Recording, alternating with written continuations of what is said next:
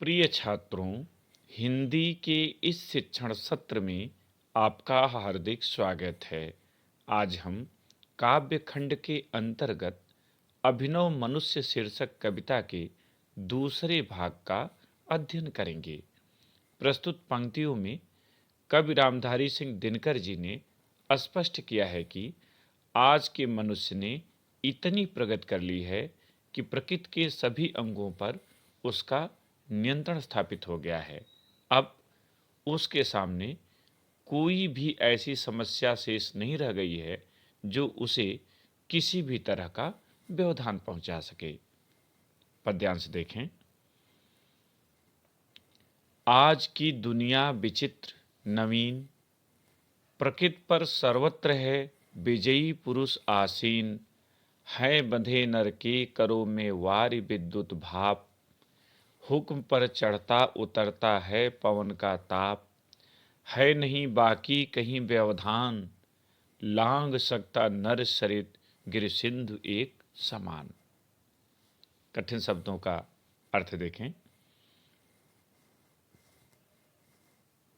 वारि, वारि माने जल, विद्युत बिजली, भाप जलवाष्प, हुक्म आदेश, करो माने हाथों में,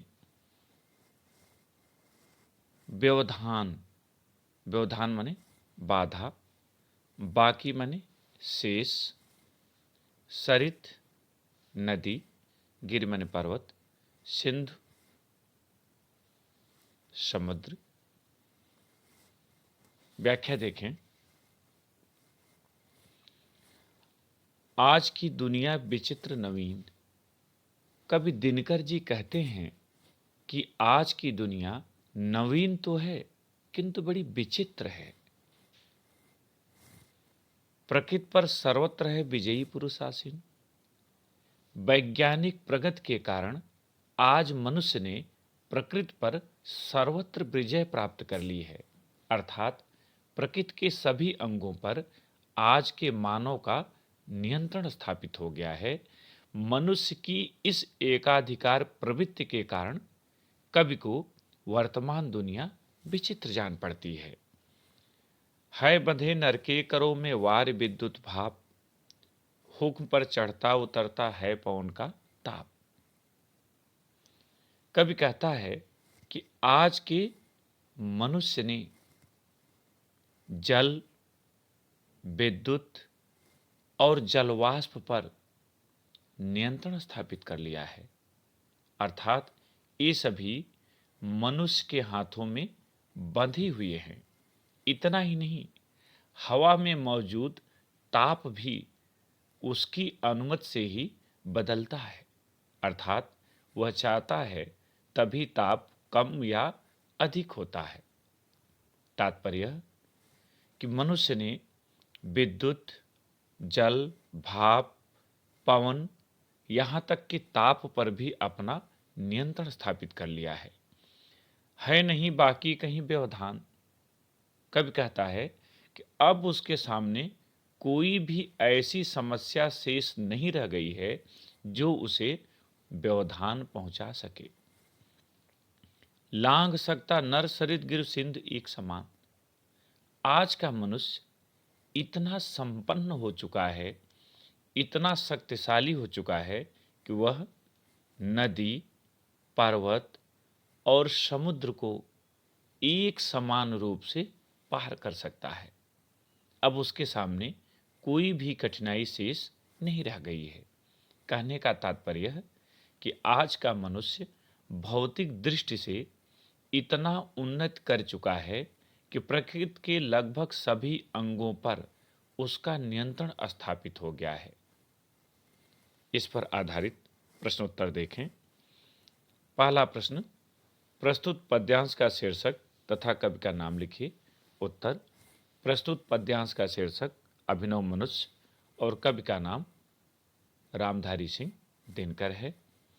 दूसरा प्रश्न, रेखांकित अंश की व्याख्या कीजिए और यहाँ रेखांकित अंश है, आज की दुनिया विचित्र नवीन, प्रकृति पर सर्वत्र है विजयी पुरुष आसीन।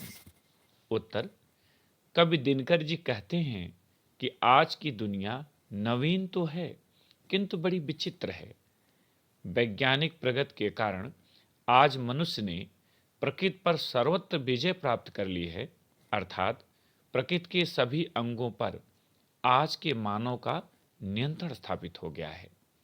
मनुष्य की इस एकाधिकार की प्रवृत्ति के कारण कवि को वर्तमान दुनिया विचित्र जान पड़ती है। तीसरा प्रश्न, कवि ने आज की दुनिया को विचित्र और नवीन क्यों कहा है? उत्तर, कवि ने आज की दुनिया को विचित्र और नवीन इसलिए कहा है क्योंकि आज मनुष्य ने प्रकृति पर सर्वत्र विजय प्राप्त कर ली है। चौथा प्रश्न, नहीं बाकी कहीं व्यवधान का क्या अर्थ है?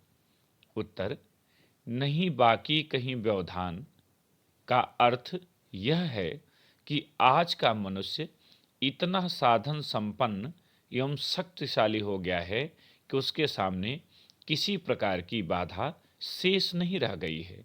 वह बिना किसी व्यवधान के सभी बाधाओं को लांघ सकता है, पार कर सकता है। पांचवा प्रश्न, किसके हुक्म पर पवन का ताप चढ़ता उतरता है? उत्तर, आज के वैज्ञानिक युग के अभिनव मनुष्य के हुक्म पर पवन का ताप चढ़ता उतरता है। अगला प्रश्न, आज के मनुष्य ने किस पर विजय प्राप्त कर ली है? उत्तर, आज के मनुष्य ने वैज्ञानिक प्रगति के कारण प्रकृति पर सर्वत्र विजय प्राप्त कर ली है। और अंतिम प्रश्न, प्रकृति पर सर्वत्र है विजयी पुरुष आसीन, पंक्ति का भाव स्पष्ट कीजिए।